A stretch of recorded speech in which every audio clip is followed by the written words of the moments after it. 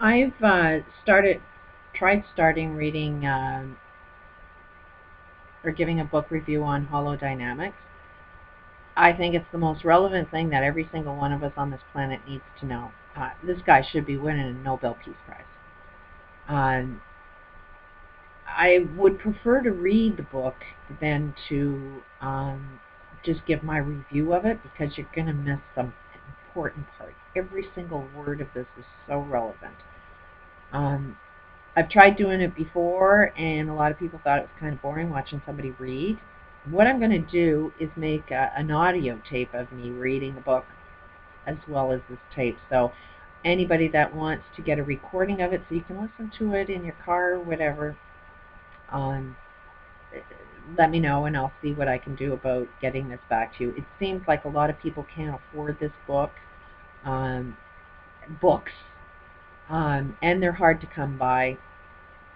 Don't really want to violate any copyright rules, but this guy ain't letting his information out too well. So I've tried with this guy, and he's got issues of his own. Basically, this claims to be a tool that can solve every problem known to the human experience. Can't find a flaw in it other than it can identify with the unknown problem. The author was poisoned with high-grade uranium, cured himself of that.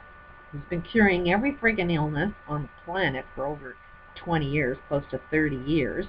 You can understand why. If you understand this stuff, you can see how anything can be healed.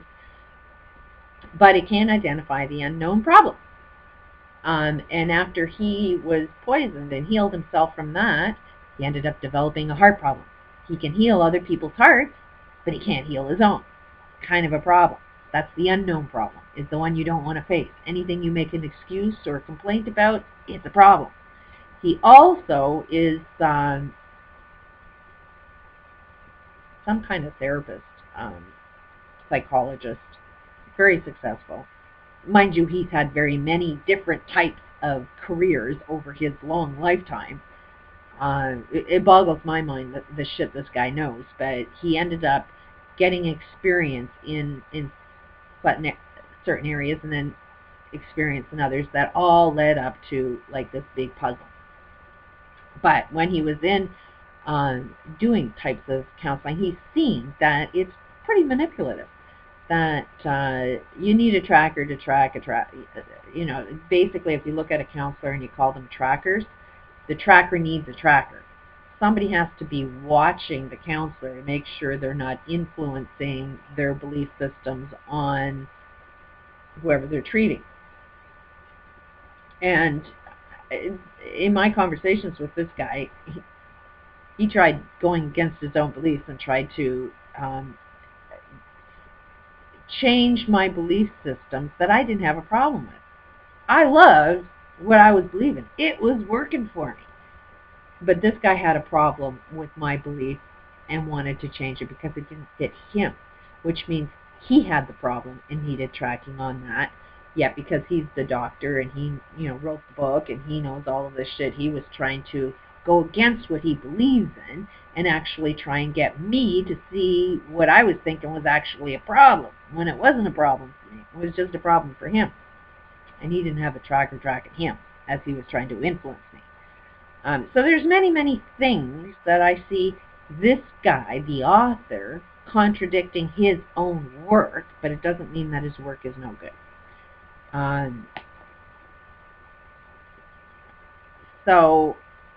But I do think our world is practically going to destroy itself if we don't get to know a tool that can solve every problem known to the human experience.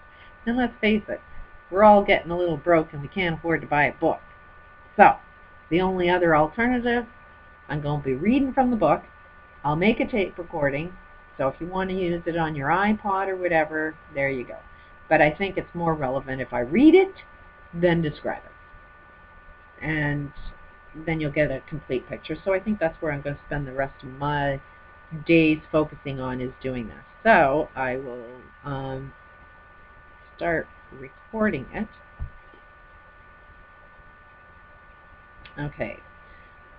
One of the greatest discoveries of my life was the realization that we live in a universe made of information. When scientists look far enough into subatomic particles, they find that nothing is solid.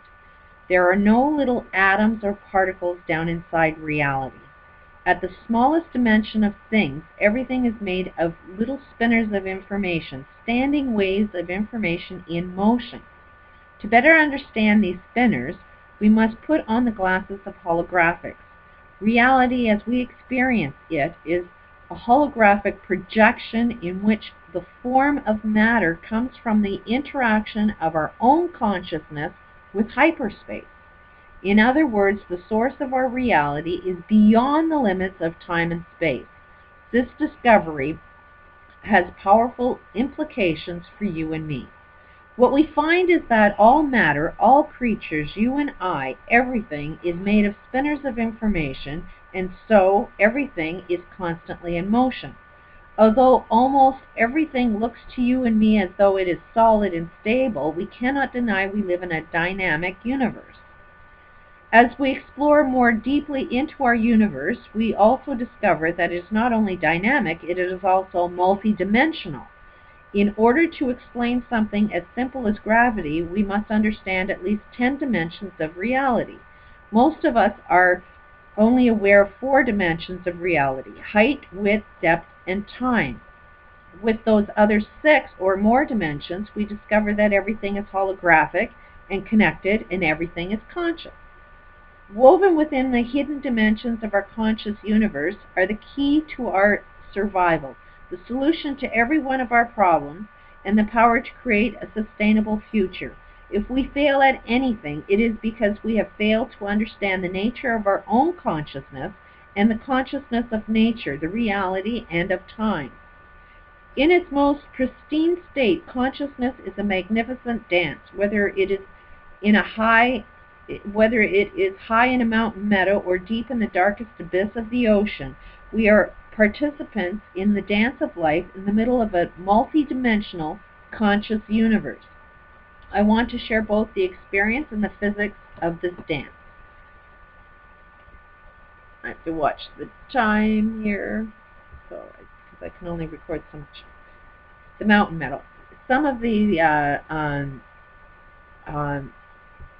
this guy's stories may seem a little bit boring, but trust me, every single little story is a build-up into a bigger understanding, so kind of bear with some of the stories. The mountain meadow. Have you ever laid yourself down in a field of flowers, looking up into the clear blue sky, and listened?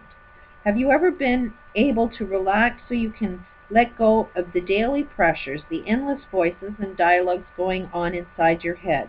Put aside your games and just experience what is really happening around you, where you can hear the birds and bees of life making their music all around, and allow yourself to become present with them. To sense beyond your ears, where colors all become brighter and the breeze becomes alive. When you can look and actually see the life in a leaf and feel sunlight dancing in the air. This was such a time for me.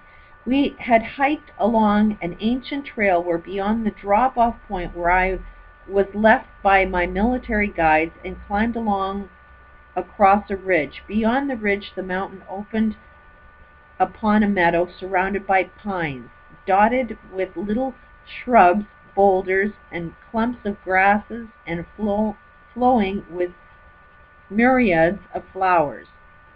The contrast between the busting meadow colors and the stark mountain background and the deep blue sky was breathtaking.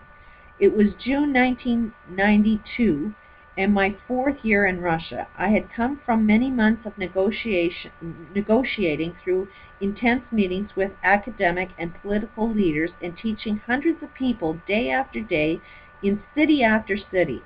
It was the meltdown of the Iron Curtain and the transformation of communism. Everything was changing, and I told my associates I couldn't go any further until I got out of doors.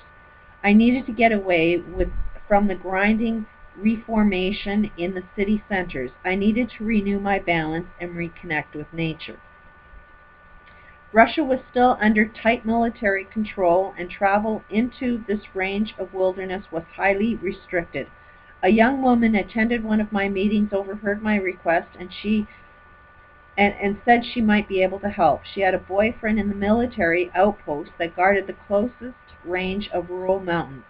After a phone call and short wait, I was loaded into the back of a Russian ground cruiser, and she and her boyfriend drove me through the protected reserve and high into the mountains outside the city of Ufa, right in the middle of Russia. We wound along a canyon road that reminded me a little of the American Rocky Mountains. We passed a ski resort shut down during the summer, and we discussed whether it would ever open again with the turmoil that surrounded communism and its impending changes. We continued on for over an hour as we bumped our way over steep, almost impassable mountain trails to its end. We left the vehicle there and took to the barely visible path upon a steep climb through a gorge until we reached a fork. The couple took one branch of the fork and I took the other, and we agreed to meet back in 2 hours. I topped over the ridge, and my view opened to a beautiful valley meadow ringed by majestic mountains. As I made my way to the mountain, I found myself alone at last in the middle of a vast wilderness as beautiful as I had ever seen. There was no sound of human voices, machines, or the bump of populations. For a while everything seemed to stand still as I picked a spot in the middle of a cluster of flowers, stopped and sat down with my back against a boulder to just be in nature. As I relaxed, my body sank into a sense of oneness. As I soaked in the sunlight, I could feel the breeze gently caressing my cheeks. I became aware of the growing inner stillness. Slowly my own stillness expanded outward. Little noises became more obvious, and I could feel myself opening to embrace the music of life buzzing around me. Some sort of container walls within me seemed to dissolve, and it was as though all consciousness turned toward me. I noticed the birds no longer chirped their little tunes at random. Sounds cleared, and I could hear nature orchestrating a symphony of information in what seemed a perfect harmony. The trees no longer waved in the wind, but danced gently back and forth, and I found my own breath matching their rhythm.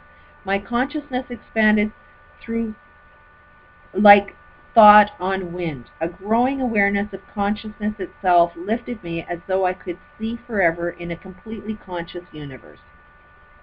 Have you ever had a time like that when synchronicity sets in and each breath you take seems to reach out and connect with the color of things, and flowers open wider when you look at them?